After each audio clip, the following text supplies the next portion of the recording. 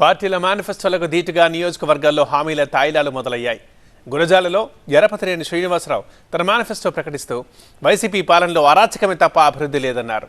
ఎరపతినేని కామెంట్స్కి తన స్టైల్లో కౌంటర్ ఇచ్చారు వైసీపీ ఎమ్మెల్యే కాసు మహేష్ రెడ్డి.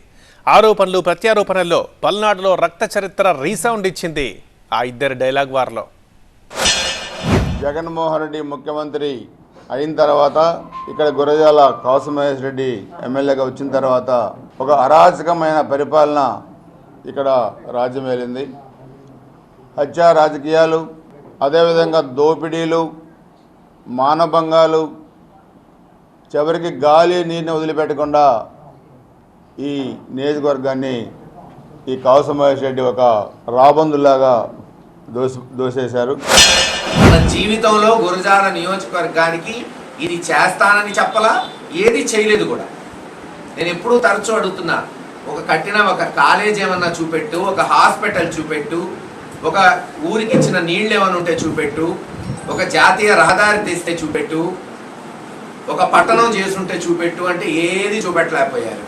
నేను ఇప్పుడు ఎమ్మెల్యేగా అడగట్లా, ప్రతిపక్షంలో ఉన్నప్పుడు అడిగాం 2016 నుంచి 19 ఇప్పటిదాకా 11 మంది తెలుగుదేశం పార్టీ కార్యకర్తలు, నాయకులు ఈ కాసు మహేష్ రెడ్డి హత్యా రాజకీయాల వల్ల చనిపోయారు. ఇతని మైనింగ్ అధికార ఆర్థిక దాహానికి 8 మంది పసిపిల్లలు చనిపోయారు. 3000 ఎకరాల ప్రభుత్వ భూములు దోపిడీ చేశారు. 2019 ముందు వైఎస్ఆర్సీపీ పార్టీ గురజాల నియోజకవర్గానికి నవరత్నాలు ప్రకటించాము. అదే కాపీ కొడుతూ అలాగా మొట్టమొదటిసారి తన జీవితంలో గురజాల నియోజకవర్గానికి ఒక మేనిఫెస్టో అంట. అందుకే సంతోషిస్తున్నాం. మా దారిలోకి తెప్పించాం, రప్పించాం. రాక తప్పదు. జీవితాంతం గొడవలు చేయటం, మడ్డలు చేయటం, ఫ్రాక్షన్ నడపటం కాదు. అభివృద్ధి చేస్తేనే ప్రజలు ఆస్వాదిస్తారు. నీ రూట్ తప్పు, మా రూట్ కరెక్ట్ అని ఈరోజు నిరూపించాం. అందుకని భయపడి వచ్చాడు. ఆ మేనిఫెస్టోలో కనీసం శాశ్వత పథకాలు ఇది చేస్తాను, ఇలా బాగు చేస్తాను నియోజకవర్గం అన్నది ఒక్కటి కూడా లేకుండా పోయింది.